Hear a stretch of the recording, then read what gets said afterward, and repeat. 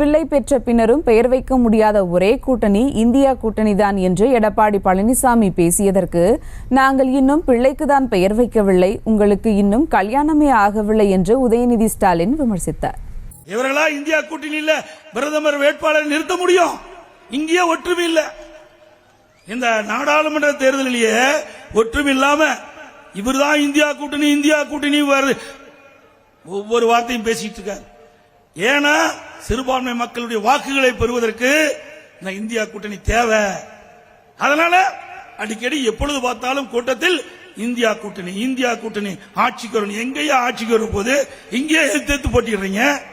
நாடாளுமன்ற உறுப்பினர் வர்றதுக்கு உங்களால ஏற்றுக்கொள்ள முடியல. அப்ப எங்க பிரதமரை தேர்ந்தெடுக்க போறீங்க? உங்களுக்கு யார் பிரதமர்? யார் இல்லையே. பேரில்லாத குழந்தை மாதிரில இருக்குது. குழந்தை பெற்றெடுத்த பிறகு அதுக்கு பேரே வைக்க முடியாத ஒரே கட்சி இந்திய கூட்டணி கட்சி தான். அதிமுக அப்படி அல்ல. நேற்று தினம் ஸ்டாலின் பேசியிருக்கிறார்.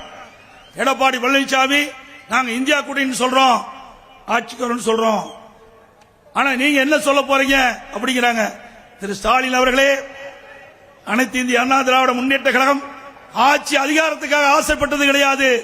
என்னுடைய தமிழ்நாடு மக்கள், ஏன் மக்கள், அதாவது தான் பதவிக்கு வரணும்னு எந்த எல்லைக்கும் போகக்கூடிய ஒரு வெக்கங்கட்ட மானங்கட்ட சூடு சொரணையற்ற ஒரு தலைவர்னா அது திரு எடப்பாடி பழனிசாமி தான்.